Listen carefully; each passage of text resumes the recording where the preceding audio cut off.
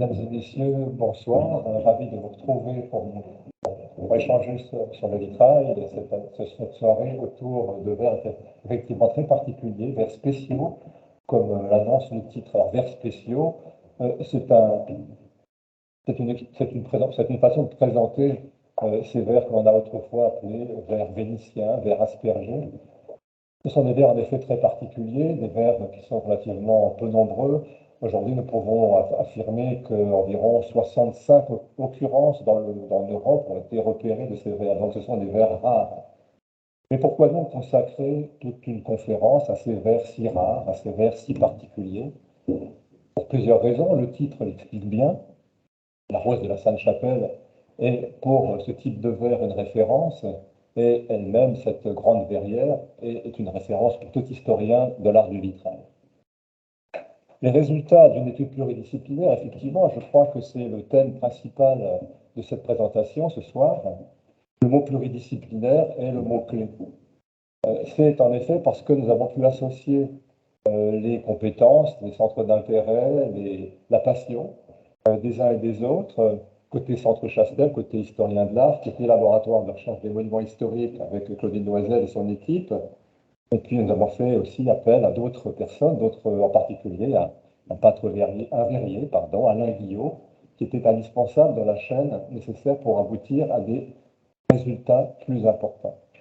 En effet, en croisant toutes nos compétences, nous avons pu, je crois, faire avancer ce progrès, avancer cette connaissance de vers si particuliers. Nous ne serions pas arrivés si loin si nous n'avions pas mis nos forces ensemble. Mais pour vous présenter aussi un peu l'économie générale de cet exposé de ce soir, je préciserai, bien sûr, nous ne rentrerons pas ce soir dans le détail des différents points qui seront abordés. En réalité, c'est plutôt une présentation de méthodologie que nous avons choisi d'exposer ce soir, de vous présenter ce soir. Et donc, il s'agit quand même de revenir à la rose de la Sainte-Chapelle, de la présenter dans le monde de l'histoire de l'art. C'est un édifice évidemment majeur pour nous tous, historiens de l'art, pour les médiévistes. Un édifice qui dans l'histoire, est relativement bien connu. Vous voyez ici son état précédent à l'état qui nous intéresse. C'est l'état encore connu au début du XVe siècle et présenté dans une très célèbre enluminure, celle des très riches heures du duc de Berry. Vous voyez la rose du XIIIe siècle, encore en place à cette date.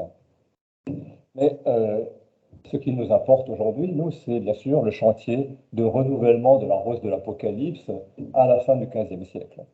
Ce chantier-ci, en revanche, est beaucoup moins bien documenté que le premier au XIIIe siècle. Nous savons simplement que ce chantier s'est développé bien sûr sous le règne de Charles VIII, dont les signes apparaissent clairement dans la rose. Vous avez les armoiries qui sont l'armoirie du roi, en hommage au roi, dans la partie inférieure ici, fléchée, vous voyez une flèche. Le cas de Carolus. On peut lire Carolus en regardant complètement les inscriptions portées sur ce panneau. Un chantier qui n'est pas possible de suivre dans le détail. Simplement pour la chronologie, on peut affirmer qu'il était mené entre 1485 et 1493. 1493, c'est un repère puisque c'est la pose de l'angle qui était placée sous la rose. On peut donc imaginer qu'à cette date, la rose était posée. C'est un chantier peu documenté, donc nous ne connaissons ni l'auteur du dessin de la structure même de la rose en pierre, et nous ne connaissons pas plus par les textes, j'entends par les textes, l'auteur des projets graphiques, portraits, cartons, et encore moins peut-être les exécutants qui sont intervenus sur cette immense rose, qui possède, je crois, 86 panneaux figurés, je cite de mémoire. Donc un chantier très important, très lourd, mais pour lesquels nous sommes un petit peu secs. Un petit peu secs, non, pas tout à fait quand même, parce que, bien sûr, les historiens d'art, depuis très longtemps, se sont penchés sur ce magnifique ensemble pour chercher qui pouvait en être l'auteur. Je ne vais pas rentrer dans le détail, évidemment, de toutes les les arcanes de la recherche, qui aujourd'hui d'ailleurs ne conduisent pas à des conclusions définitives, mais rappeler plusieurs choses simplement que vous pouvez lire sur cette diapositive. Nous sommes aujourd'hui nous sommes tout à fait certains aujourd'hui que cet ensemble a été conçu de façon homogène, sans doute par un peintre dont nous allons parler tout de suite. En revanche, pour l'exécution sur les cartons qui ont mené les cartons à grandeur qui ont mené à l'exécution, et l'exécution sur verre elle-même a sans doute été répartie entre de nombreuses personnes. Pourquoi pouvons-nous l'affirmer? Eh bien, lorsque nous avons étudié la rose en atelier il y a quelques années maintenant, en 2014-2015, nous nous sommes aperçus que certains cartonniers avaient pensé à la serrurerie, par exemple, d'autres pas. Et donc, nous avons aussi quelques traces qui nous indiquent qu'en effet, plusieurs cartonniers, le travail de mise au point des cartons à échelle 1 avait été réparti entre plusieurs cartonniers. Quant à l'exécution elle-même, nous allons voir avec la diapositive suivante qu'elle, elle aussi, a été répartie entre plusieurs mains. Mais pour l'instant, avec cette diapositive, évoquons très rapidement les auteurs supposés de cette rose. Il est clair que du projet graphique de cette rose, le projet initial, il est tout à fait certain qu'aujourd'hui, nous savons que le milieu parisien, de la peinture parisienne à la fin du XVe siècle, est dominé par deux artistes importants, Jean d'Ypres et son fils Colin Damien, le maître de Coëtivy, le maître des très riches heures d'Anne de Bretagne, des très petites heures d'Anne de Bretagne. Mais derrière ces personnalités ou ces groupes de personnes, cette production picturale parisienne, se cache beaucoup de monde. Et dans une toute dernière recherche liée à cette verrière et à la peinture parisienne de la fin du XVe siècle, menée en particulier par la thèse de Nicolas Auget, qui a été soutenue à la fin en début de l'été dernier, eh bien, nous sommes aujourd'hui absolument incapables de dire qui exactement est l'auteur de cette rose. Simplement, nous pouvons reconnaître le milieu. Une image quand même pour conforter peut-être ce que j'avais évoqué tout de suite, c'est une rose qui a été exécutée à plusieurs mains, donc je l'ai déjà dit pour les cartons à grandeur, mais aussi pour l'exécution sur le verre. Regardez ces images, si la conception graphique générale semble évidemment cohérente, elle est cohérente dans le détail. Ce sont différents peintres sur verre qui sont intervenus là. Je pense que l'image qui est devant vous, avec ces quatre représentations de personnages, d'anges en particulier, atteste bien de cette affirmation. Mais venons-en maintenant à nos travaux et la façon dont ils ont pu être menés, abordés. Effectivement, lors de la restauration en 2014-2015, donc, nous avons profité de la restauration de cette rose pour lancer un programme IDEX Super Sorbonne Université, c'est ainsi que ça s'appelle. Et c'était surtout pour nous profiter de la restauration et avoir un peu plus de moyens pour aborder une étude, bien sûr, qui était nécessaire pour, d'une part, accompagner la restauration et d'autre part, pour faire avancer la connaissance de la rose. Voilà une petite image du chantier, photographie qui évidemment permet de situer la rose dans l'édifice, mais ça je pense que c'est évident, sur la façade ouest. Les bénéfices de cette restauration, d'abord ils sont bien sûr pour l'œuvre, et aussi pour nous, parce qu'on a pu bénéficier évidemment de l'observation en atelier d'une verrière nettoyée, en bon état, lisible et observable de près, comme bien sûr on ne pouvait pas le faire auparavant. Cette diapositive montre les différents états de la rose, d'un panneau de la rose avant, après et après restauration. Le résultat est tout à fait spectaculaire. L'équipe qui avait été justement réunie dans ce projet dit Convergence, vous la voyez, c'est une équipe pluridisciplinaire déjà, historien de l'art, scientifique de la conservation, scientifique de l'université Pierre et Marie Curie, donc une équipe qui était déjà même complète, en lien avec le C2RMF et l'atelier qui a restauré, l'atelier Vitrail France, qui était chargé de la restauration de cet ensemble. Bien entendu, comme toujours, c'est une approche que nous menons systématiquement, encore plus Vitré-Arôme, mais c'est un réflexe fort utile.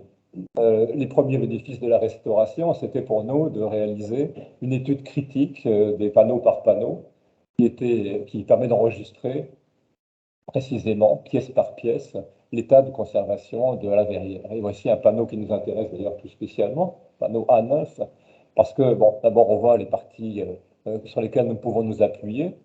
Je pointe ici la présence de verres à filets colorés, de verres spéciaux.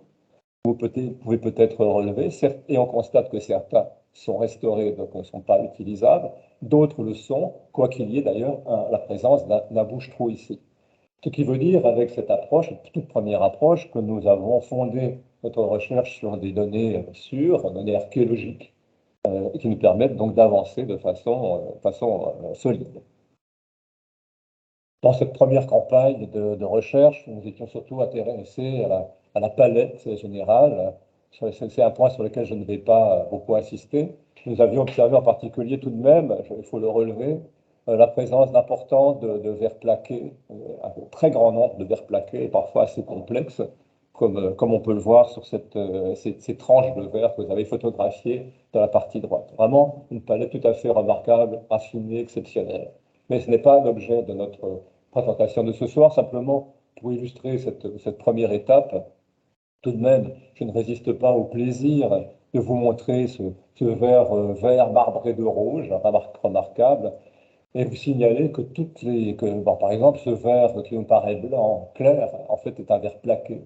C'est un verre avec une pellicule de plaquage extrêmement fine pour rendre les chairs. Celui-ci est également plaqué, mais je n'insiste pas. La seconde campagne d'études qui nous intéresse tout spécialement ce soir, consacrée aux vers spéciaux, alors toujours avec les guillemets, vénitiens, aspergés, la rose de la Sainte-Chapelle, eh bien, comment s'est-elle construite?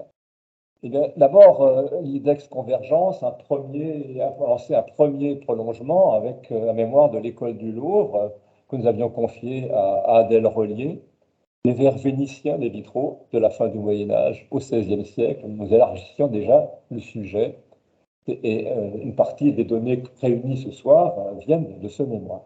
Une campagne d'analyse, bien sûr, Claudine Loisel vous en fera état tout à l'heure, menée par le LRMH, qui ajoute une opération d'archéologie expérimentale qui a été menée en 2021 avec le verrier Alain Guillot, verrier à Boisse, en Dordogne, verrier qui était très habitué aux travaux d'archéologie expérimentale, en particulier liés pour lui le plus souvent à l'archéologie des vers romains antiques. Et puis, peut-être certains s'en souviennent, nous avons publié une synthèse dans la Revue de l'Art, numéro 4 2021, le numéro spécial Vitrail, qui est paru maintenant il y a à peu près un an. Donc voilà, maintenant, rentrons vraiment dans le vif de notre sujet de ce soir, avec un plan de localisation des différents vers qui nous intéressent. Alors, premier constat, les vers qui nous intéressent, on ne se trouve pas dans un nombre de panneaux si important que ça. Pourtant, la réputation de la rose de la Sainte-Chapelle est d'avoir ces vers un peu partout. En réalité, le nombre de panneaux, vous pouvez les compter, est assez limité. Nous avons essayé aussi, nous étudierons justement cette disposition des panneaux tout à l'heure, elle nous parle. Et nous pouvons noter aussi les différents aspects que nous avons pu détailler de l'usage des verres dans ces différents panneaux. Il y a des verres incolores avec 3 couleurs à filet rouge, bleu et pourpre, à 2 couleurs. Des verres incolores simplement à filet rouge, aspergés rouge et pourpre, aspergés bleu et pourpre. Voyons quand même une gamme relativement variée, assez étendue, qui va nous intéresser plus précisément tout à l'heure. Pour être tout à fait sûr de ce que nous présentons, première chose qu'il y avait à faire, après s'être assuré de l'authenticité des pièces, regarder de quoi il s'agissait, comment les choses se présentent matériellement, avant de pouvoir rentrer plus à fond grâce à d'autres études, en particulier aux analyses. Dans ce beau panneau qui est notre mascotte un petit peu, nous avons donc des filets colorés à 3 couleurs qui sont dans l'épaisseur du verre. C'est vraiment une des caractéristiques tout à fait essentielles. Ces raies de couleur ont de 3 à 5 mm de largeur. Et bien sûr, les parties en jaune sont des éléments en jaune d'argent. Voilà. Pour être pour parler de ces vers tout à fait à minima. Voyons le verre dit aspergé, nous l'avons laissé entre guillemets, parce qu'il faut bien l'avouer aujourd'hui, le vocabulaire, nous parlerons aussi de vocabulaire tout à l'heure, le vocabulaire n'est pas absolument fixé de façon satisfaisante. Mais pour le reconnaître, de quoi s'agit-il? Il s'agit de gouttes en fuseau, de verre rouge, le plus souvent de verre rouge, le verre il y en a aussi en bleu, mais surtout en verre rouge, mais surtout qui se trouve donc dans l'épaisseur de la matière. Donc, il ne s'agit pas évidemment de verre gravé. Pourquoi et comment, de quoi sommes-nous partis, de quels travaux, de quelle bibliographie sommes-nous partis pour avancer dans ce domaine de ces vers dits spéciaux, de ces vers dits vénitiens, dits asperges? Bien, l'origine de la question, c'est une fois de plus en matière de technique, ce sont les travaux de Jean Lafont. Et c'est lui aussi qui a lancé l'appellation justement si troublante de vers vénitien. Je vous remémore sur cette diapositive les deux textes dans lesquels nous pouvons trouver les informations de base. Art de France, la revue qui a précédé la revue de l'art, 1962, et puis quelques lignes dans le vitrail Origine technique destinée, qui est la Bible de tous ceux qui veulent aborder le vitrail, malgré l'âge de ce livre qui reste un ouvrage tout à fait de référence. Eh bien, comment Lafont avait-il abordé la question? Eh bien, il a étudié lors de son exil helvétique. Il est vrai qu'il a passé pas mal d'années exilé en Suisse pour des raisons politiques, mais il a pu étudier à cette date dans le musée de Bâle, le musée historique de Bâle, ce magnifique panneau tiré d'un carton de Hans Baldung-Grien, Saint-Christophe, qui avait déjà été signalé dans la bibliographie suisse comme présentant des vers tout à fait particuliers. Effectivement, dans ce vitrail, on peut noter ici, par exemple, ces marbrures rouges dans un verre bleu. Mais surtout, ce qui l'avait intéressé, ce qu'il avait remarqué, en rapport avec d'autres éléments qu'il avait vus dans ces vitraux de Saint-Ouen de Rouen aussi, mais surtout, il avait remarqué donc ces verres à filets colorés. Ces verres à filets colorés qu'il caractérise de cette façon-là, donc on l'a déjà vu à la Sainte-Chapelle, les éléments sont dans l'épaisseur du verre, il n'y a pas de relief, donc ce ne sont pas des verres plaqués. Ce ne sont pas non plus des émaux, et bien sûr, les bandes sont au jaune d'argent. Mais à la fond, pourtant, qui a un œil si vraiment aussi remarquable, cette fois-ci, il n'avait pas absolument tout vu, et avait quand même son observation qui a été revue par nos soins, évidemment.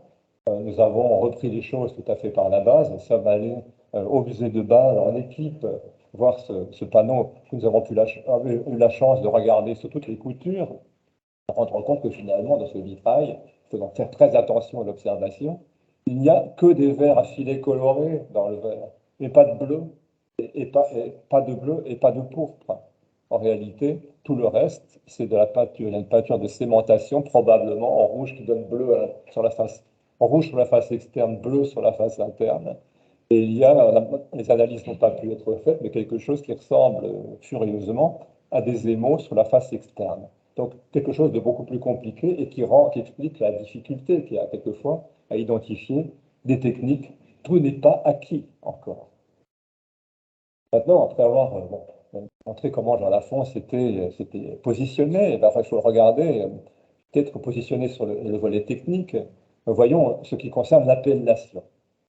Alors, je vais citer Jean Lafont. J'observe ici que concernant nos vitraux, il ne faut pas à proprement parler de verre filigrané, car le filigrané des verriers s'obtient par la torsion de plusieurs baguettes. Tout à fait d'accord. Le mot exact serait verre à filets colorés. C'est parfait. Mais malheureusement, après, il dérape un peu, si j'ose dire. Mais je crois qu'il est plus simple de dire verre vénitien, comme l'ont fait les auteurs suisses. La raison pour cela est qu'il est à peu près certain que les verres que nous étudions ont été fabriqués à Venise, ou plus précisément à Murano. Les peintres verriers allemands s'y approvisionnaient couramment, à la différence des nôtres. Et là, il s'avance un peu sur un terrain qui n'est pas du tout sûr. On va le voir très rapidement avec ce que nous dira là-dessus Odile Loisel, parce que la révélation des analyses à ce propos. Mais l'appellation est acceptée. Et bien entendu, on peut tout de suite discuter cette appellation dans la mesure où L'histoire des vers vénitiens explique bien que ces vers filigranés n'apparaissent pas avant la fin des années 1520 à Venise. Et qu'à l'époque où l'on voit le développement de nos verres à filets colorés dans le vitrail, nous préciserons la chronologie tout à l'heure, en France, entre 1470 et 1540, enfin, au 15e et 16e siècle, pas au-delà de 1545 en gros, eh bien, on n'a pas de, on fait pas, enfin, on n'a pas du tout ça. Ça n'a rien à voir. Les questions de vocabulaire en découlent. Bien entendu, quel mot devons-nous utiliser aujourd'hui? Et je crois que les observations que nous allons apporter, et que nous apportons déjà, que nous avons déjà apportées, nous amènent à réfléchir sur ces questions purement de vocabulaire, et donc à revoir l'un des ouvrages de référence en la matière, le vocabulaire de vitrail de Nicole Blondel, paru en 1993, qui fait partie de la collection Vocabulaire typologique et technique de l'inventaire général. Alors, je suis désolé, mais je me suis permis de rayer dans la notice vers vénitien ce qui n'allait pas. Ça fait quand même déjà beaucoup de choses. J'ai fait la même chose pour vers asperger incolore. En fait, nous devons repartir complètement sur autre chose. Et l'un de nos projets, justement, en particulier sur le site du Corpus du Tréharon de France, sera de livrer, au fur et à mesure de nos recherches, de nouvelles définitions plus précises, plus justes de vocabulaire sur les questions que nous avons bien fait avancer, autant que possible bien fait avancer. Eh bien, le sujet a été renouvelé aussi par une opération d'archéologie expérimentale, fabriquer les verres à filets colorés et aspergés. Et là, pour cette opération d'archéologie expérimentale, je passe. Moi, je vais vous apporter quelques informations donc, sur les analyses de la composition de ces verres. Et puis, en fait, si on revient à notre projet de réflexion, et quand on a observé tous ces vitraux de la Sainte-Chapelle en 2014, c'est vrai qu'on en a rêvé, je crois, Michel, en fait. Comment c'est fait? On a lu longtemps, on a lu d'afond, il y a des choses qui sont écrites dans les traités, mais comme dit Alain Guillot, entre celui qui écrit et celui qui fait vraiment les choses, il y a une grande marge. Et en fait, c'est ce qu'on va voir ensemble, c'est ce qu'on a voulu résoudre ici. Donc les questions qu'on avait, si on revient sur le concret, sur la matière. Quelles sont les matières premières utilisées? Donc c'était vraiment des questions de base. La technique de fabrication, comment sont posés, placés ces filets colorés sur ce verre incolore? Vraiment la grosse question. Et puis évidemment, derrière, on a des questions aussi de localisation, de fabrication, où sont les verreries qui fabriquaient en fait ces verres, comme vous l'a déjà dit Michel. Les moyens pour répondre à ces questions, une première information va être donnée par la composition chimique de ces verres, qui va vraiment apporter un certain nombre d'informations. Mais elle ne suffit pas, il va y avoir des observations des tas de surface et de la morphologie aussi de ces verres, et ça grâce au projet de restauration, et en collaboration avec l'atelier de restauration de Vitrail France au Mans, on a vraiment pu regarder de près ces verres, face interne, face externe, parfois sur la tranche, et là c'était extrêmement important aussi. Et puis, évidemment, ce qui va être intéressant, c'est que ces analyses de composition, c'est de les comparer à d'autres sites. Est-ce qu'on a les mêmes compositions chimiques ailleurs? Donc là, je ne vais pas trop en parler de ça, mais ça a fait l'objet de publications qu'on va vous citer à la fin. Mais en effet, l'idée, c'est comparer sur un site les différents verres, mais après comparer avec d'autres sites pour voir si on peut avoir une orientation, une information sur les verres. Évidemment, le rôle important des archives, et là, on ne dira jamais assez, mais c'est vrai que tout seul, on ne fait rien, et à plusieurs, avec des formations différentes, la complémentarité est exceptionnelle, et humainement, ça crée des belles aventures. Donc, c'est ce que vous allez voir aussi. Donc, si on en revient à cette composition quantitative des verres, comment est-ce qu'on peut l'analyser? Eh bien, on a la chance, je dirais en France, d'avoir un Aglaé, je vais vous présenter Aglaé, qui est l'accélérateur Grand Lourd d'analyse élémentaire qui se trouve dans le sous-sol du C2RMF, le Centre de recherche et de restauration des musées de France. Et donc, c'est un projet qui est coordonné par le LRH, mais en forte collaboration avec le C2RMF. Avec l'équipe dirigée par Pierre Pacheco, et puis je vais citer toute l'équipe, Quentin Lemasson, Laurent Pichon, Brice Moignard, qui sont vraiment en fait les ingénieurs machines et techniques informatiques qui sont essentiels au bon fonctionnement de cette machine.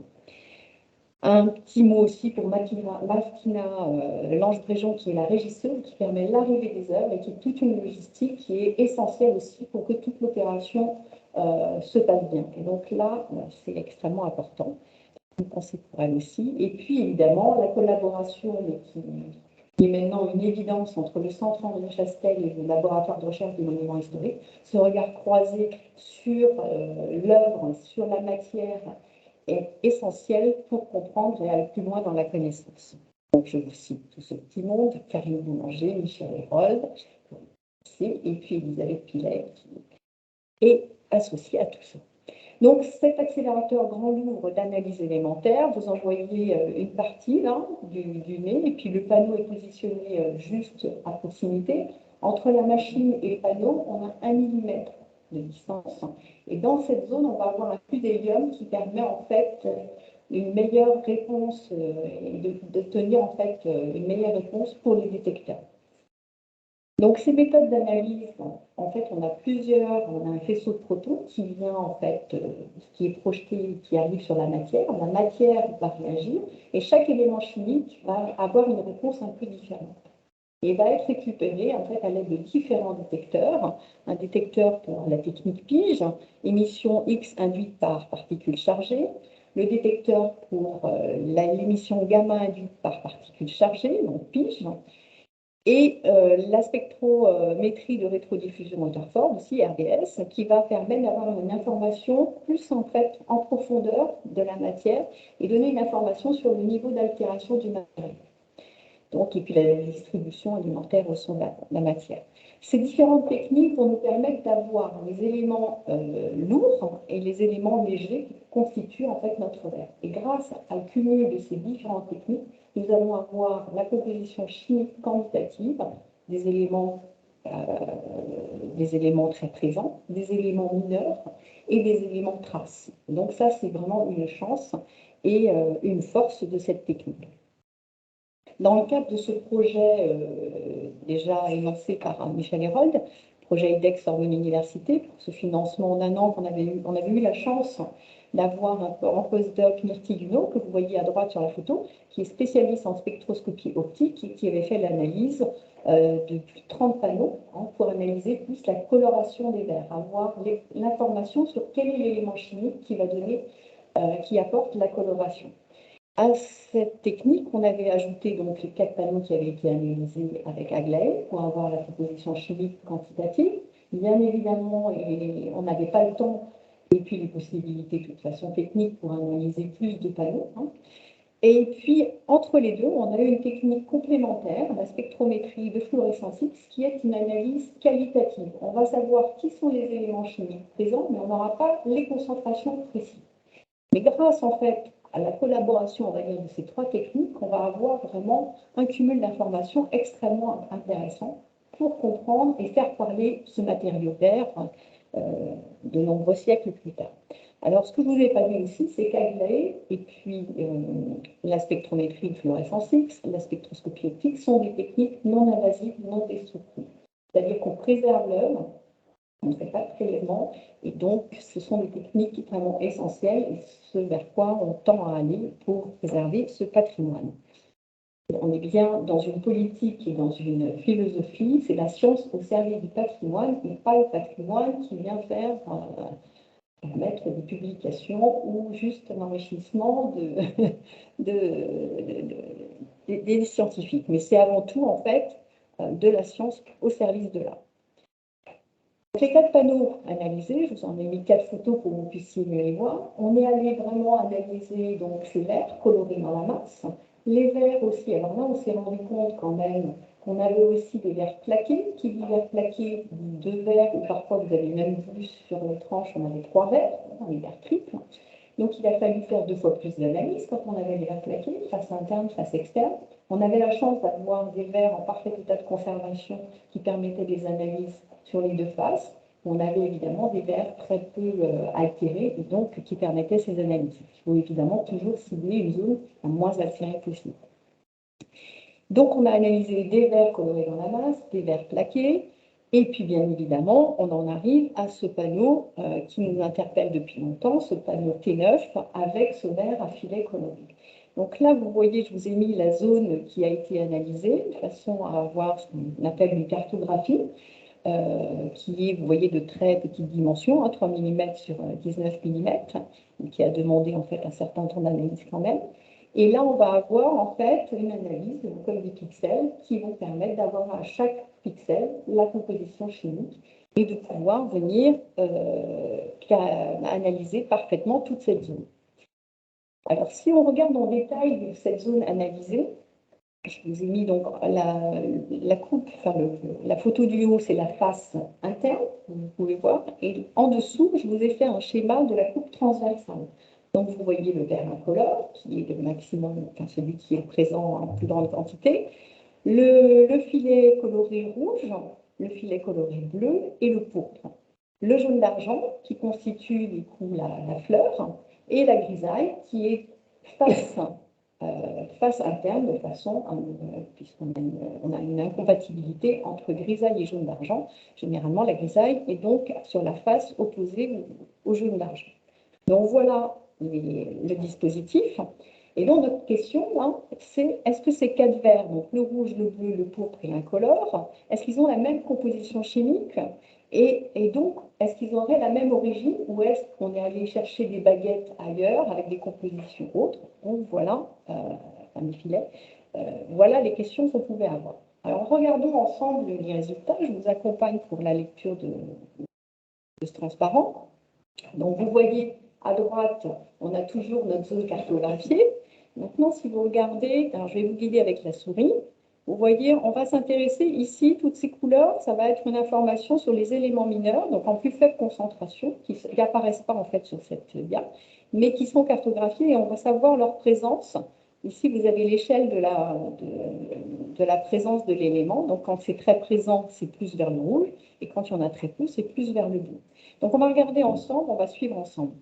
Si on regarde le filet rouge, et ce qu'on peut voir, c'est que la zone qui apparaît la plus dense, donc, elle montre la présence de cuivre. Donc ça, en fait, c'est des choses qui sont dessus. Le verre rouge dans les vitraux, généralement, en fait, c'est à base de cuivre. Si on regarde notre verre, et c'est le seul élément qui sort de façon majoritaire, on a un petit peu de fer quand même, mais c'est surtout le cuivre. Le verre pourpre, même chose, si on regarde sur cette zone, on voit qu'il est constitué majoritairement, en fait, enfin, l'élément qui apporte la coloration, c'est le manganèse, avec une base de fer aussi. Pour le verre bleu clair, les éléments chimiques qui vont donner et apporter cette coloration sont principalement le cobalt, mais il ne faut pas négliger aussi une présence en fait en cuivre et un petit peu en nickel et en fer. Si on regarde notre jaune d'argent, les pétales de notre fleur, on peut voir en fait que l'argent sort bien ici. On est bien sur un jaune d'argent, ce qu'on avait bien vu, mais là on a vraiment une certitude que c'est bien des ions argent Ag0 positionnés dans la matrice du verre qui viennent donner en fait cette coloration. Donc ça c'était les éléments mineurs. Maintenant on va regarder dans le tableau en fait les éléments majeurs. Si on regarde en fait, quand on regarde les compositions de verre, c'est toujours intéressant de regarder le pourcentage de SiO2. Quel est-il? Et là, on se rend compte qu'on est entre 50, on va dire, et 55. On est vraiment sur des compositions, des pourcentages là, qui caractérisent les verres de cette époque du XVIe siècle. Donc, ok, bon, on est vraiment à l'époque. Et puis après, ce qui est intéressant de regarder, c'est aussi les concentrations en K2O, en CaO. Et là, on voit en fait qu'on a des compositions qui sont relativement proches, avec des petites variations. Et donc, on est sur des verres qu'on appelle chalcopotassiques, caractéristiques aussi de cette époque. Maintenant, je vais attirer votre attention aussi sur un autre élément, le sodium. Là, on se rend compte en fait qu'on est sur des très très faibles concentrations, donc on n'est pas en fait sur ce qu'on appelle des verres sodiques, qui sont avec des présences en sodium beaucoup plus importantes.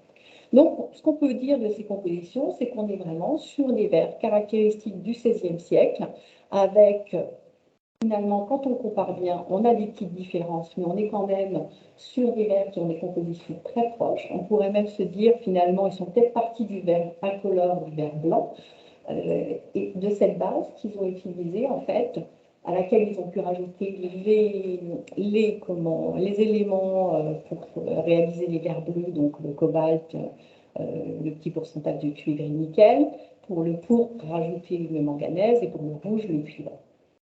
Donc, on est vraiment finalement sur 4 verres qui ont été fabriqués très fortes, probablement dans la même verrerie, avec les mêmes matériaux de base. Donc ça, évidemment, c'est extrêmement intéressant. Ces filets ont été fabriqués en même temps que ce verre coloré.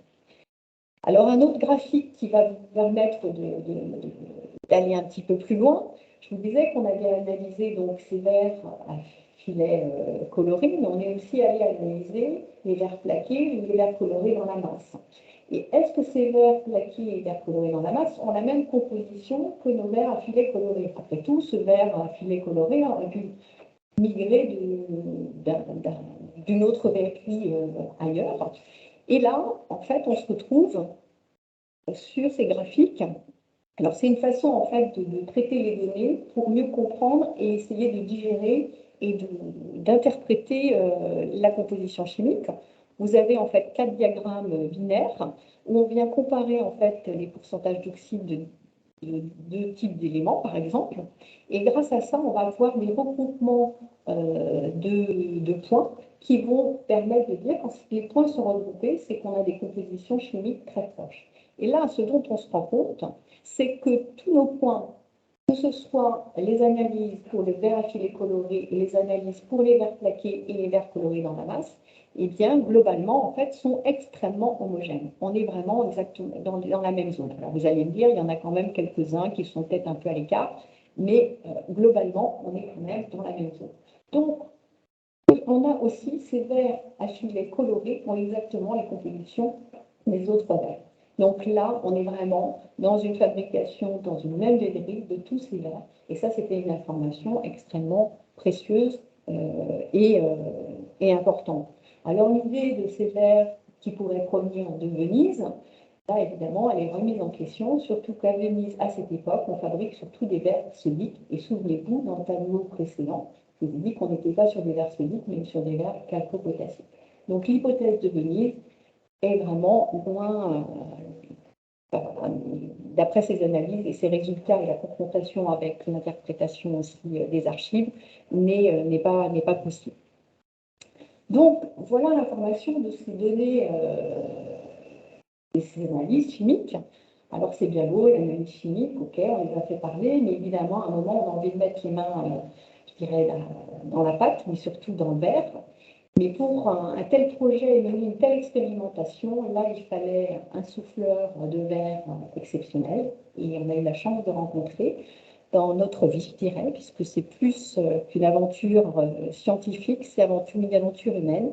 Alain Guillot, souffleur de verre, meilleur ouvrier de France, et avec un savoir-faire, une expertise, une expérience exceptionnelle qui nous a ouvert les bras parce qu'on a été accueillis plus qu'accueillis. Et voilà toute l'équipe en photo quand même qui est autour d'Alain Guillot, que vous allez avoir d'autres photos de notre cher Alain et de Claudine Guillot. Mais voilà toute l'équipe avec des Barbara Trichereau, Adèle Royer du LRMH, Elisabeth Pillet, donc Michel Herrerol, vous savez bien, du Centre André Chastel. On avait associé aussi dans l'équipe, on voulait avoir des personnes des restaurateurs et des maîtres verriers. Donc, c'est dans ce contexte-là que Laurence Cusanage a intégré l'équipe. Antoine Levillan, qui est maître verrier, est également venu partager avec nous ce projet. Et évidemment, il était important de documenter au maximum, d'avoir des photos, d'avoir des films, de documenter pour ne pas, pour avoir les traces de tout ça et avoir les bons gestes et pouvoir bien expliquer les choses et faire que ce qui manquait à la rigueur dans les traités anciens, puisque comme je vous le disais, c'est souvent celui qui a écrit, c'est pas celui qui a fait, et bien là, essayer de compenser ça avec la technologie d'aujourd'hui. Donc voilà ce qu'on a essayé de faire. Alors, on n'a pas tout bouclé, mais on avance. Donc, on va voir ensemble ces verres aspergés et ces verres à filets colorés. Donc, les deux panneaux majeurs qui vont m'aider à vous expliquer les choses. Alors, dans une verrerie, évidemment, on a eu quelques petites adaptations à faire par rapport au temps où on est resté, puisqu'on a fait 2 fois 2 semaines. Il y a eu une première phase en 2001 d'une semaine et une deuxième phase en 2021, pardon. je remonte dans le temps, 2020, juin 2021 et juin 2022. Donc, ça nous fait 2 semaines d'expérimentation. Donc, autant vous dire que ça reste quand même court. Donc, il a fallu cibler, bien réfléchir en amont le projet pour être le plus efficace et le plus pertinent possible. On s'est adapté à la verrerie, bien évidemment. Et pourquoi je vous dis ça? C'est surtout il fallait s'adapter à la taille des fours de recuisson qui ont imposé en fait les dimensions des pièces. Et donc, pour cette raison, nous avons fait des cives qui sont au maximum de 40 cm de diamètre et des manchons de 40 cm aussi. C'est déjà pas mal, mais comme on le connaît dans les archives, on a des tailles dans la réalité beaucoup plus grandes que ces pièces-là. La mise en situation aussi, on est parti sur la possibilité qu'il n'y ait qu'une seule personne, un seul souffleur qui travaille, mais aussi un binôme. Et donc là, je vous ai mis cette belle photo d'Alain et Claudine Guillot, qui forment un duo fantastique lors du soufflage des verres. Au niveau de la composition chimique, on s'est dit que nous, on a vu la Bonne Sainte-Chapelle, des verres calcopotassiques. Alors, on est allé dans la simplicité, on est parti sur des verres solides, sachant que vraiment ce travail, en fait, le travail reste le même suivant la composition. Et donc, on est parti sur des verres plus simples et avec des compositions contemporaines. Et dans la verrerie, on avait un seul creuset de verre incolore. Et pour les verres colorés, on partait d'un tout petit creuset, d'un tout petit travail de pastilles de verre colorés, de façon à simplifier les choses. Le soufflage en fait de nos verres, c'est fait donc à partir de 2 techniques que vous connaissez probablement, la technique de soufflage en cive et la technique de soufflage en manchon. On a voulu essayer les 2 méthodes pour voir ce qu'on pouvait obtenir comme motif et comme reproductibilité. Donc là, en gros, pour ces 2 techniques, vous avez la première même étape qui est venir cueillir l'apparaison du verre dans le creuset. Hein, c'est ce que vous voyez ici, hein, qui est illustré dans ce dessin de Catherine Bézac. Vous voyez le creuset ici, on a la cale, l'apparaison, on vient cueillir et là, on va la travailler. Et suivant la volonté de faire une cive ou de faire un manchon, on va avoir en fait pour la cive plus des forces centrifuges qui vont permettre d'étaler en fait ce plateau, alors que pour le manchon, on va plus travailler sur des forces d'élongation pour obtenir vraiment ce cylindre qui va permettre à la matière de s'allonger et de faire cette feuille. Alors, nos verres aspergés, première étape, on vient cueillir l'apparaison. Donc, vous voyez cette photo, une vidéo avec la canne et puis l'apparaison. Pour réaliser en fait ce verre aspergé, on va disposer sur le marbre, qui est en fait une plaque métallique, mais qui s'appelle le marbre. On vient disposer des grains de verre. Alors là, on peut choisir la couleur qu'on veut. Là, on est parti sur des verres rouges, nous, dans le cadre de notre projet. La granulométrie va être extrêmement importante parce que vous pourrez avoir des grains plus gros, des grains plus fins. Ça va jouer après sur le motif. Donc, c'est important de garder ça en tête. Et puis, ce qui va se passer, c'est qu'une fois que le souffleur commence à travailler sa paraison, à la former, la souffler, la réchauffer, il va venir délicatement poser cette paraison, ce que vous voyez sur la photo à droite, sur les grains de verre qui vont être disposés de façon pertinente ou alignée ou un peu mélangée, de façon à récupérer délicatement ces grains de verre. Et là, va vraiment commencer à partir de ce moment-là une technique de soufflage, de travail de l'apparaison, avec des allers-retours entre les fours, le soufflage, pour donner la forme à la cive ou au manchon. Et donc, je vous ai mis les 2 directions dans lesquelles nous avons travaillé. Donc, formation en fait en haut de la cive, où vous pouvez voir la cive au bout de la canne avant en fait son détachement. Et vous voyez la cive, vous voyez un aspect un petit peu ondulé, et puis nos grains qui ont suivi en fait des formes plus ou moins circulaires qu'on va mieux voir par la suite. Pour le manchon, ici, vous voyez en fait la canne qui est encore accrochée à notre manchon, hein, qui fait à peu près 40 cm comme je vous disais, et vous allez voir en fait les grains qui sont plus ou moins alignés. C'est ce qu'on va pouvoir voir par la suite. Pour les filets colorés, comment avons-nous procédé? On est parti sur les 2 techniques à partir de l'application d'un cordon de verre coloré, ce que décrivait un petit peu plus Jean Lafont. Et donc, première même étape, on vient cueillir l'apparaison, on applique, on la travaille bien, on lui donne déjà une forme assez importante, ce que vous voyez ici. Et là, on est venu appliquer un cordon de verre chaud. Et là, vous voyez qu'une seule personne, évidemment, il faut être doué, hein, mais une seule personne peut gérer la situation. Mais ça peut être un travail qui peut être envisagé à deux aussi. Donc, il faut tourner, en fait, l'apparaison et en même temps appliquer ce cordon de verre coloré rouge que vous voyez, alors il est rouge parce qu'il est chaud, hein, on est d'accord, et qui vient être positionné en fait sur l'apparaison. Cette méthode a été donc élaborée dans deux directions, même chose. Côté cive, eh bien, le résultat donne l'apparition d'une cive avec évidemment notre ruban qui a été positionné qui donne l'effet d'une spirale appliquée sur le verre. Et puis la partie basse où on est sur le verre avec sur le manchon. Là, vous voyez déjà, en fait, on est venu fendre le manchon, mais là, vous voyez déjà qu'on peut avoir des alignements intéressants. Et puis quand même, là on le voit moins bien, mais on va le voir après, des évolutions et des courbures intéressantes dans ce filet. L'utilisation en fait pour réaliser ce verre à filet coloré, quand on parle de l'emploi de baguettes de verre. Ici, donc, on vient cueillir l'apparaison, même première étape. On vient préparer le dispositif des baguettes sur une plaque métallique crantée horizontale. Donc là, je ne vous décris pas la technique de fabrication des baguettes, mais on avait fabriqué nous-mêmes les baguettes également dans ce projet. Et là, on va venir aussi, on peut chauffer cette plaque de façon à éviter les chocs thermiques, évidemment, avoir la plaque chaude sur laquelle on vient poser délicatement l'apparaison pour venir récupérer les baguettes sur la plaque. L'apparaison, elle est roulée délicatement sur cette plaque crantée, métallique crantée. On peut avoir ce modèle de plaque métallique crantée, mais on peut avoir aussi la même chose avec un moule vertical calé qui a été utilisé, dans lequel on est venu poser un petit lissap pour maintenir les baguettes. Et là, vous voyez le dispositif de placement des baguettes. Et ici, l'introduction de l'apparaison dans le moule vertical.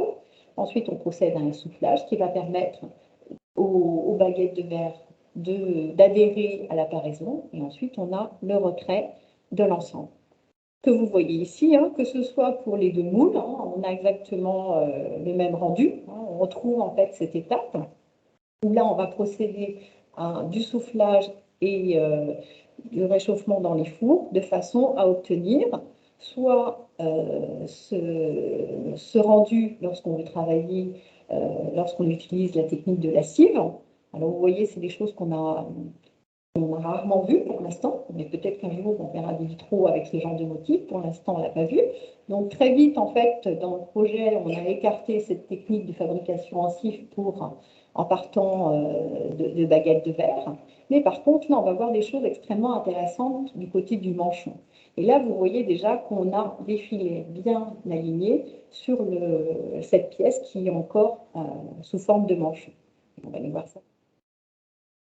Alors, je vous propose dans cette diapositive qu'on regarde du coup les deux essais, les deux rendus, nos deux succès, on va dire. Hein. Lorsqu'on regarde en cive, vous voyez les gouttes de couleur rouge, elles peuvent être plus ou moins ovales, hein, et suivent un tracé formant des cercles plus ou moins concentriques ou plus une spirale, comme on a vu tout à l'heure pour le cordon. Entre la boudine qui est le centre et puis le bourrelet extérieur. Et quand on regarde en manchon, on voit que les taches rondes ont une forme plus en fuseau. Elles peuvent être parfois très allongées, si le manchon est très très allongé, dans la zone rectiligne. Et puis par contre, les dimensions de ces taches dépendent de la granulométrie des grains. Si on veut des tâches très fines, il faut des petits grains. Si on en veut des plus gros, on prend des plus grains. Tout ça, c'est du bon sens, mais la réalisation montre bien en fait jusqu'où on peut aller. Et là, en fait, lors de la fabrication du manchon, ce qui est extrêmement intéressant, c'est les bords qui peuvent paraître vraiment comme ça, a priori, dire ah, ben, c'est raté, c'est un peu, c'est moins intéressant. Eh bien, pas du tout. En fait, ce sont des zones qui vont être très utilisées, qui vont être très riches en fait au niveau courbure et au niveau caractéristique. Alors, si on en revient à la comparaison avec un vitrail, ce vitrail de Bernard-sur-Arc, et le vêtement de ce personnage, là, évidemment, quand on compare avec les deux techniques, je pense que vous-même, vous avez fait le jeu des 7 différences hein, et de la comparaison. On voit bien ici que sur ce vêtement, on a vraiment une partie rectiligne très alignée qui correspond très bien en fait à la fabrication en manchon. Et puis on a cette courbure intéressante, puisque là on est sur la même pièce de verre, hein, et on a une courbure extrêmement intéressante qui se rapproche vraiment de ce qu'on a pu observer sur cet échantillon. Donc là, on a vraiment une identification, fabrication en manchon avec, pour ce verre aspergé. Même comparatif, en fait, enfin même démarche, on va dire, pour la comparaison en fait, de l'utilisation du cordon et des baguettes. Quelles sont les différences, quelles sont les aspérités qu'on peut avoir qui peuvent nous permettre de les reconnaître dans les œuvres, dans les vitraux anciens.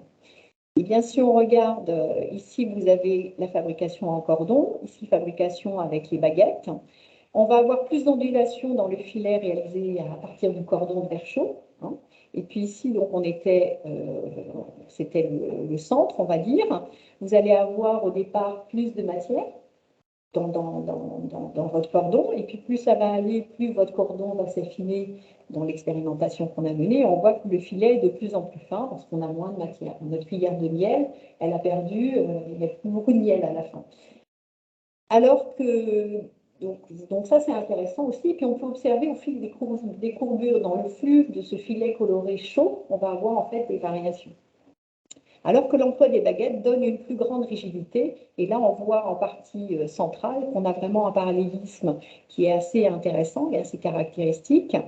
Et par contre, aussi des zones extrêmement intéressantes qui sont les bords du manchon, hein, que ce soit de ce côté ici ou de ce côté-là, où on va avoir des courbures et des jonctions de baguettes. Et ça, je vais insister sur ça, qui montrent en fait comme des défauts, mais qui vont être intéressants. Et là, j'attire votre attention sur, on en revient à notre ange, qui est quand même notre porte-bonheur, hein, où on voit en fait qu'ici, on avait deux filets de couleurs différentes, mais qu'on a une jonction. Donc, comment ça a été possible? Bien, pour nous, en fait, c'est vraiment lors du soufflage de ce verre en manchon, où on est venu recréer en fait une jonction un peu similaire à celle qu'on peut voir ici. Donc, on a vraiment pris le temps d'observer tous ces défauts. Là, je vous en montre que quelques-uns pour vous donner une idée des résultats. Mais l'expérimentation a vraiment permis d'avoir un autre regard sur les œuvres d'origine, de mieux les comprendre et pouvoir discerner les fabrications en cible ou en manchon et de reconnaître ces particularités, tous ces défauts qui sont extrêmement précieux pour l'observation. Voilà ce que je pouvais vous dire sur l'expérimentation. Je relaisse la place à Michel. Oui, donc je vais continuer en parlant de verrerie tout de suite, puisque en retenant donc ce que nous a présenté tout de suite Claudine, plusieurs choses extrêmement importantes. Nos verres ne sont pas vénitiens, nous en sommes tout à fait certains aujourd'hui. Preuve par l'histoire de la verrerie, preuve par les analyses. Il ressort aussi de l'expérimentation que nous avons réalisée donc avec Alain Guillot que nos verres aspergés, toujours entre guillemets, et dits vénitiens, verres à filet coloré, sont des verres a priori de préférence faits en manchon, soufflés en manchon. Ça, il faut bien le retenir tout de suite, car ça va poser quelques problèmes et ça va nous interpeller au regard de nouvelles informations qui vont arriver avec les images qui vont suivre. En effet, je pose déjà les questions sur cette diapositive. Nous avons, à la suite de l'expérimentation, ou parallèlement plutôt à l'expérimentation en fait à La Haye, ailleurs, les travaux faits chez Alain Guillot, nous avons, avec Abel Relier, qui avait commencé ce travail, réalisé un inventaire, un recensement des vitraux à verre aspergé ou à verre filet coloré en Europe. Et donc, on va voir comment cet inventaire peut parler et comment il nous interpelle justement, d'abord pour ce qui concerne l'histoire de la verrerie. Cette carte a été publiée dans la Revue de l'Art et elle mérite aujourd'hui notre attention tout spécialement pour en tirer une première leçon. Les premières leçons liées donc à la verve. Remarquons deux choses. D'abord, ces vers qui nous intéressent sont des vers du nord de l'Europe, la moitié nord de l'Europe. Voici quelques exemples qui sont égarés dans le midi de la France. On peut penser à Auch en particulier. Nous savons aujourd'hui que les vers d'Auch ont été fabriqués non pas sur place, mais fabriqués en Europe. Donc, ils ne correspondent pas à une fabrication locale. Rien en Espagne, rien au Portugal, rien en Italie, qui nous intéresse. En Suisse, des exemples avaient été signalés par Jean Lafont, mais nous n'avons pas pu remettre la main sur eux. Un exemple, en fait seulement. En revanche, en Autriche, l'exemple dont nous reparlerons tout à l'heure, à Vienne, c'est l'Autriche qui peut-être marque le début de la fabrication de ce type de verre. Nous l'évoquerons quand nous parlerons de la chronologie. Dans l'espace germanique aussi, des exemples très intéressants, signalés par nos collègues du Corpus, allemands, à Nuremberg, liés à Nuremberg, en particulier, et aussi à Fribourg-en-Brisgau. Et chaque fois, dans ce contexte-là, je le précise tout de suite, des exemples qui sont liés à des œuvres de premier ordre, à des œuvres tirées de cartons de grands maîtres. Hans Baldung Green, on l'a vu tout à l'heure, Dürer pour d'autres, Cranach pour un troisième et d'autres exemples.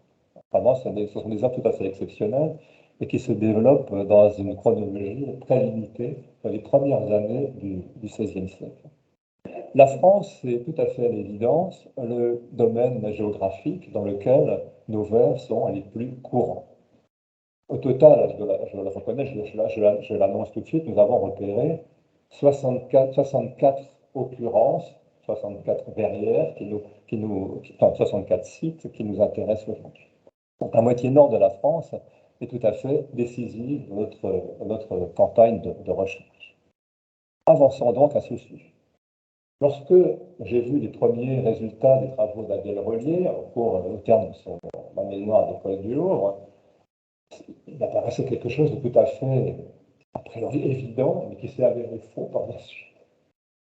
Regardons en particulier au-delà de Paris, vers l'ouest et en Normandie, le nombre d'occurrences importantes. On a évoqué déjà tout à l'heure Verneuil. D'autres exemples sont fichés sur la carte, un peu plus au sud, Dreux, qui nous parle aussi, qui nous parle d'autant plus que quand nous comparons cette cartographie des sites où nous repérons des vitraux à filets colorés et à verre aspergé, on compare cette cartographie à celle du positionnement des verreries en Normandie et des verreries qui, justement, pour certaines, en particulier dans le Perche, se développent spécialement dans les années 1470, à peu près au même moment où on réalise les vitraux de Dreux de Verneuil, pas si loin que ça, on se dit il y a un lien.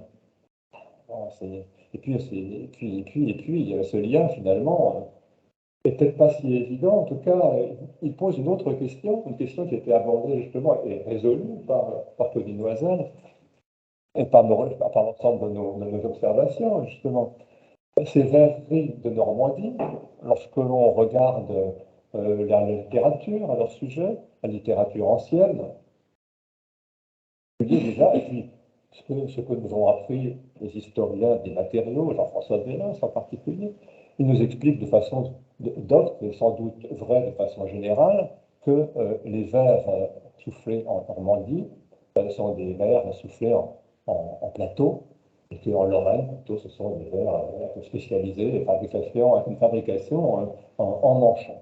Donc, pourtant, nos vers de Verneuil, nos vers de Dreux, on le verra tout à l'heure, sont de façon tout à fait certaine, c'est prouvé maintenant, des vers soufflés en manchon. Donc c'est une contradiction. Comment justement résoudre cette contradiction? Cette contradiction, eh bien, elle incite à réfléchir tout à fait autrement. Elle nous appelle à réfléchir sur deux points. Le premier point, c'est d'abord d'être certain que cette production de verre à filets colorés, de verre aspergé, est une toute petite production. Ce n'est pas une production industrielle que l'on exporte, que l'on transporte. D'ailleurs, la preuve aussi était faite à propos des verres de la Sainte-Chapelle, que ces verres étaient fait dans le même atelier que les autres verres. Donc, ce sont des verres que l'on peut faire dans l'atelier où l'on fabrique l'essentiel des verres qui composent une très grande verrière comme celle de la Rose Ouest de la Sainte-Chapelle. Ça, c'était des choses importantes. Et puis, au fait, notre expérimentation avec Alain Guillot a aussi montré que, finalement, dans un atelier comme celui d'Alain Guillot, Alain est plutôt spécialisé en verre creux. Il s'est adapté très aisément à la fabrication de verres en scie, de verres en manchon, en réalité, dans une verrerie, même spécialisée essentiellement pour faire des plateaux, comme c'est le cas en Normandie. On pouvait aussi faire des manchons et des manchons pour des toutes petites productions à la demande, des verres avec avec des verres aspergés, des verres à filet collant. Lorsque nous avons parlé avec Alain Guillaume de cette question-là, il utilisait le terme bousillé. Alors, le verre bousillé, qu'est-ce que c'est la production de verre bousillé dans une verrerie? Eh bien, c'est ce que fait le verrier en dehors de ses heures de travail, c'est-à-dire c'est ce qu'il fait en dehors de ce qu'on lui impose de faire. Qu'admettons, dans ces verreries normandes, effectivement, des années 1470 au début du XVIe siècle, on fabriquait essentiellement de grands plateaux. On a pu aussi, sous une forme marginale, fabriquer des verres en manchon. Ces verres que nous trouvons, que nous avons vus tout de suite sur le vitrail de Verneuil et que nous voyons très probablement ici aussi dans le vitrail de Dreux. Et d'ailleurs, lorsque l'on considère la littérature ancienne, reprenons Philibien, c'est plus tard, nous sommes à la fin du XVIIe siècle, mais que dit-il à propos des verreries normandes, de Chambray de Lyons? Voilà ce qu'il signale à propos, il signale vraiment la polyvalence de la production. Tout le verre qui se fait est par table. Un verre en table, c'est un verre en manchon, rappelons-le. Ou par pièce ronde. Pièce ronde, ça peut être des cives, ou longue. Alors longue, je ne sais pas très bien ce que ça veut dire. En tout cas, ça veut dire que dans ces verreries normandes, y compris au XVIIe siècle, eh bien, on pouvait fabriquer tout type de production. La spécialisation, le principe de la spécialisation sur lequel nous étions partis longtemps, que nous croyons comme quelque chose de tout à fait sûr, certain, acquis, est à remettre en cause, en tout cas, pour notre affaire, et il est à remettre en cause d'une façon certaine. Alors, bien sûr, cet inventaire que nous avons fait, que j'ai déjà présenté sous une forme de cartographie, nous apporte bien d'autres éléments. D'abord, il va nous apporter des éléments de chronologie, puisque les éléments de chronologie qui sont assez nouveaux, puisque, effectivement, pour l'instant, c'était à l'époque où Adèle Relier avait fait son travail, en regardant les corpus français essentiellement, la chronologie se commençait en gros vers 1440 et s'arrêtait vers 1540, 1550. Eh bien, en regardant plus large, en essayant de ramasser à l'aide de nos collègues du Corpus Judaeorum dans tous les pays concernés, en feuilletant leurs publications aussi, eh bien, nous avons vu que, bien sûr, cette production commençait beaucoup plus tôt. Et les premières occurrences se trouvent à Vienne, à la cathédrale Saint-Étienne de Vienne. Il y a beaucoup de ces verres à filets colorés.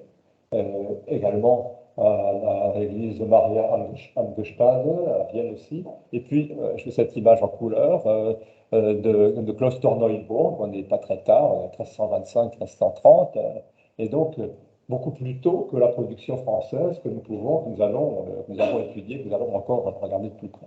Avec ici, vous le voyez, c'est aussi très intéressant, une production qui est parfaitement bien dominée, vous le voyez, avec, on voit la face externe sur cette image à droite, des verres avec des rayures parfaitement parallèles, incroyablement parallèles. Certes, ce sont des petites pièces, mais tout de même, la technique est tout à fait bien maîtrisée. Et puis, on constate, on le verra plus rarement plus tard, mais quand même, on constate qu'on est à la fois sur un support de verre blanc et aussi, quelquefois, sur un support de verre jaune. Ce n'est pas un exemple unique. En tout cas, pouvoir commencer plutôt cette, cette chronologie et puis la reporter à la cartographie nous amène à quelque chose qui est une hypothèse, mais que je pense qu'il faut avancer quand même ce soir. Si les exemples les plus anciens se trouvent ici à Vienne et en Autriche, il faut le noter parce qu'en réalité, on peut se demander s'il n'y a pas eu des transferts technologiques de verrier à verrier, parce que rien n'est écrit. Ce sont des productions si minimes, si petites, qu'il n'y a pas raison de les mentionner dans les traités anciens. En tout cas, il n'y a rien dans les traités anciens. Et lorsque, en 1400, dans les années 1440-50, la technologie apparaît en France, elle a sans doute déjà largement voyagé, très largement voyagé. Et donc, ce transfert technologique peut être imaginé donc d'est vers l'ouest, et qui pourrait être appuyé par un certain nombre d'arguments que je ne développerai pas ce soir, mais qui me semblent, voilà, qui me semblent quand même probable, possible. Bon, ce vitrail de Verneuil, je ne vais pas le répéter, il va tout à fait bien. Et la fin, finalement, de la production de ce type de verre que l'on voit dans les vitraux, les dernières occurrences, se trouve finalement juste avant le milieu du XVIe siècle, avec ces très beaux exemples dans le cœur de Saint-Étienne-du-Mont, avec cette coiffure extraordinaire du bourreau. On parlera du bourreau tout à l'heure, de bourreau dans la lapidation de Saint-Étienne. Et puis cet extraordinaire vers aspergé qui convient parfaitement au sujet lié à l'emblématique de François Ier. C'est tout à fait idéal, parfaitement adapté. Avec ici, en plus des petites prouesses technologiques que je ne résiste pas quand même à vous présenter, parce qu'au-delà de ces magnifiques gouttes que vous avez là, eh bien, on regarde qu'il y a un travail, on constate qu'il y a un travail de gravure pour isoler une partie de la salamandre, pas toute, et puis aussi, mais surtout pour marquer son souffle. Et les gouttes sont en partie coupées là, par un travail de gravure tout à fait extraordinaire. Tout cela évidemment combiné avec les grisailles et les jaunes d'arrière. Très bel exemple. Mais lorsqu'on recherche plus tard, dans le XVIe siècle, on ne trouve plus ces vers. C'est un constat. Je ne sais pas pourquoi, je n'ai pas d'explication. On constate simplement. Et on voit par exemple ici dans ce vitrail de Valmont que j'avais pu voir en atelier. Bon, ça explique qu'il est hors plan, hein, désolé. Ben, les rayures que nous avons là sont des rayures à la sanguine. Et on se rend compte aussi que leur usage est beaucoup plus, il en a beaucoup moins de sens que les exemples plus anciens, dont justement nous allons essayer de voir l'explication du sens du choix, non pas d'un point de vue technique cette fois-ci, mais vraiment d'un autre point de vue, du point de vue de l'iconographie. Donc du nouveau sur l'usage de la rayure dans l'iconographie. Alors la rayure, on sait que la rayure est une vieille histoire. Hein. Dans l'art médiéval, c'est un code qui existe depuis bien plus longtemps que nos vitraux. Mais nous allons essayer de comprendre mieux pourquoi dans les vitraux, ces verres à rayures ou ces verres aspergés sont utilisés. Revenons tout de suite à Jean Lafont, bien sûr, toujours. Alors je cite, la technique, voilà, appliquer des fils ou des perles de couleur rouge sur le manchon au cours de fabrication, il n'était pas si loin, comme l'a dit tout à l'heure Claudine, il n'est pas si loin de la réalité pour cette partie des choses. Asperger le manchon de verre rouge en fusion, non. Mais ce qui nous intéresse, c'est ce qui suit. Ainsi pouvait-on représenter, dans une flagellation par exemple, le corps de notre Seigneur et les vêtements rayés des bourreaux, comme à Saint-Pierre de Dreux ou à la Madeleine de Verneuil. C'est ce qu'il a écrit dans le vitrail Origine technique destinée, écrit en 1966, publié en 1966, la première édition. Alors, le sang, effectivement, le sang, dans notre inventaire, dans nos 64 verrières pour l'instant repérées, eh bien, le sang effectivement, c'est un usage, 14 occurrences, c'est un usage tout à fait commun de ces verres, qui est lié, bien entendu, à l'époque qui nous intéresse, à l'abondance des représentations de la passion, des représentations un peu euh, pathétique, c'est une forme qui appartient à l'expression de la fin artistique de la fin du Moyen Âge, telle qu'a pu l'exprimer, l'exposer, la qualifier Émile. Mais bien sûr, parlant de rayures, nous n'avons pas manqué de nous rapporter le travail de Michel Pastoureau. Euh, je cite le titre de l'ouvrage, L'étoffe du diable, une histoire des rayures et des tissus rayés, publié en 1980. Et bien sûr, dans cet ouvrage, on trouve des éléments qui nous intéressent. Et donc, je vais le citer. Voilà. Donc là, elle s'est intéressée pas seulement à l'iconographie, mais à la façon visuelle dont l'image, enfin, quelle est l'image de la société que transmet justement la représentation de figures avec ses particularités et ses rayures. Et donc, lorsqu'il a constaté l'usage de ces rayures et lorsqu'il a essayé de les caractériser, de les lister, eh bien, il a pu conclure, ce sont tous ces personnages qui ont des rayures, donc ce sont tous, un titre ou un autre, des exclus ou des réprouvés. C'est ces éléments qu'il faut retenir. Depuis le juif et l'hérétique, jusqu'au bouffon ou au jongleur. Et j'insiste sur la dernière phrase. Tous dérangent ou pervertissent l'ordre établi. Tous ont plus ou moins à voir avec le diable. Peut-être va-t-il un petit peu loin, en l'occurrence, pour ce qui nous concerne, mais dans cette recherche, justement, suivant ce regard exclu, réprouvé, nous trouvons 27 occurrences sur les 64. En revanche, nous allons le voir, le tableau va suivre, et vous verrez comment nous avons fonctionné. Il y a aussi, à notre sens, des rayures positives. Ce n'est pas que le négatif, ce n'est pas que le diable. Effectivement, les anges, l'ange en particulier, il y a 10 ans, nous avons repéré sur le 64 10 anges, 10 rayures positives, des occurrences de rayures positives. Et puis, n'oublions pas, en matière de vitrail, ça a frappé déjà tout le monde depuis longtemps, faire dans les vitraux, les matériaux, rendre le marbre, rendre la pierre. Et puis, nos matériaux, nos verres à filets colorés, nos verres aspergés proviennent parfaitement de la matière. Et puis, les éléments, le feu en particulier, on l'a vu tout à l'heure avec la salamandre de François Ier, et donc 31 occurrences en l'occurrence. Dans tous les cas, le choix de ces verres spéciaux, et j'insiste beaucoup sur cette phrase, ces verres spéciaux, oui, par leurs effets particuliers jouant avec la lumière, font office de marqueurs de l'iconographie. C'est vraiment très important pour le choix de ces verres. Alors, comment avons-nous fonctionné pour faire cet inventaire développé à partir des premières recherches d'Adèle Relier, et puis vraiment classer, essayer de les classer pour arriver à quelque chose qui rende, qui donne les résultats, le nombre d'occurrences que nous avons cités tout de suite. Alors, bien sûr, il y a une part de localisation, tout à fait simple, datation. Les types de verres ont été caractérisés par des codes. Là, vert F pour les verres à filets colorés, 3C pour 3 couleurs, A pour les verres aspergés, c'est assez simple.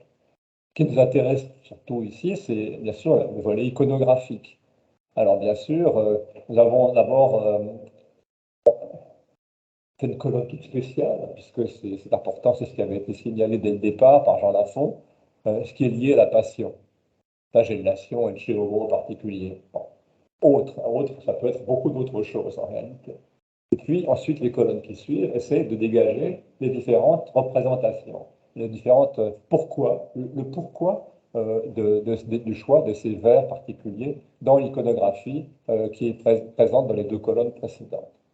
Exclu et réprouvé, donc le juif, non-croyant, etc. C'est tout à fait dans la lignée de ce qu'a écrit Michel Pastoureau. Les bourreaux, le sang, la mort, bon, bien sûr, là aussi. Et puis, en revanche, arrivent nos bonnes rayures, les anges, certains saints, donc il faut vraiment les prendre en compte. Et puis les matériaux que je viens d'évoquer. Donc voilà, c'est ce tableau qui n'est pas développé ici, bien entendu, en entier sur cette diapositive, ce n'était pas possible techniquement. Mais voilà comment nous avons procédé, et les résultats, évidemment, sont tout à fait intéressants à noter. Et parfois, d'ailleurs, on a quelques surprises quand même pour interpréter quand même l'iconographie. C'est pas toujours aussi simple que ça. Reprenons justement à ce sujet le référence. C'est le vitrail de Saint-Christophe, donc du musée de Bâle. Eh bien, oui, quand on regarde la légende de Saint-Christophe, le bon Saint-Christophe a été, avant de se convertir, avant de devenir le bon géant, a été appelé Réprobus, justement, le réprouvé. Donc c'est tout à fait la justification de la présence de ces rayures de réprouvé dans son costume, dans cette image que nous avons là. Une justification iconographique telle que telle que nous les avons repérées, s'applique de façon vraiment extrêmement rigoureuse. C'est vraiment des constantes qu'il faut absolument noter. Les exemples d'usage de ces vers pour des raisons purement décoratives n'existent pas. On peut appliquer justement ces références, bien sûr, revenons à la Sainte-Chapelle, et puis prenons simplement le texte mettons-le en rapport avec l'image. Voilà, le vêtement qui l'enveloppe est trempé de sang, et on lui donne ce nom, le Verbe de Dieu. Ah, c'est une évocation extrêmement directe du texte. Et puis, dans cette image, j'insistais de façon un petit peu abstraite tout à l'heure sur cette importance de, du choix du verre, de ce type de verre dans la notion d'image même. Ces vers si particuliers attirent l'attention. Ce sont des marqueurs visuels, donc des marqueurs iconographiques pour l'œil du spectateur, pour l'œil du lecteur. C'est un fléchage direct vers ce qu'il faut regarder, vers ce qu'il faut noter. Sans parler qu'ici, dans cette composition-là, les vers gravés, les vers à perler gravés, ce vers-là enveloppe la composition, structure la composition de façon tout à fait particulière. Bon, les rayures positives, je pense que notre ange T9, notre ange en pyjama, pardon, j'ose le dire. Ça reste entre nous. Ça reste entre nous, pas aujourd'hui. Euh, eh bien, cet ange ne peut être, cet ange plein de force, eh bien, c'est une rayure, ce sont des rayures positives qui lui ont été attribuées. Je pense que l'interprétation ne peut pas trop être mise en doute. Et puis, voilà, justement, marbrure, rayures et marbrure positive pour évoquer les bactéries ou les merveilleux. Et ce panneau à ce sujet-là est tout à fait passionnant parce qu'on trouve tellement de choses. Alors, bien sûr, on trouve d'abord des vers à filets colorés pour les colonnes. On n'en est pas surpris. Cet espace tout à fait merveilleux, cet espace que l'on voit, donc, qui correspond à la scène où Saint Jean mesure le temple et l'autel. Eh bien, les marbres des colonnes, bien sûr, sont rendus de façon idéale par ces vers-là. Mais pour évoquer aussi la richesse, le brillant, la somptuosité du reste de cette édicule, eh bien, on observe là des vers tout à fait remarquables aussi, des vers qui sont aspergés, cette fois-ci, en rouge et bleu, combinés au jaune d'argent, qui rendent merveilleux donc des murs du temple.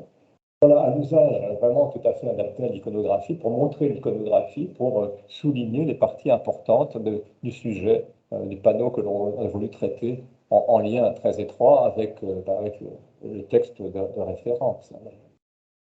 Mais finalement, sommes-nous aujourd'hui historiens de l'art? On pourrait presque en douter, parce que nous n'avons quasiment pas parlé d'histoire de l'art très rapidement au début pour présenter très très vite et très très mal la Rose à Sainte-Chapelle, ses auteurs possibles, un débat qui n'a pas été mené aujourd'hui. Mais en revanche, tout de même, nous allons voir que nos observations permettent d'avancer dans l'étude du style de la Sainte-Chapelle. Et pourquoi? C'est parce que, je le rappelle, c'est un paraît évident, j'espère à tout le monde, les choix techniques, encore en matière de vitrail, ce sont aussi des choix formels. Et donc, c'est ce qu'on va voir, hein. C'est ce qu'on va voir justement pour peut-être avancer. Reprenons à ce sujet la cartographie de nos vers à filets colorés, de nos vers aspergés dans la rose de Saint-Jacques. Nous avons constaté tout à l'heure déjà, très brièvement, mais il faut revenir là-dessus maintenant, que ces panneaux ont des positions très particulières.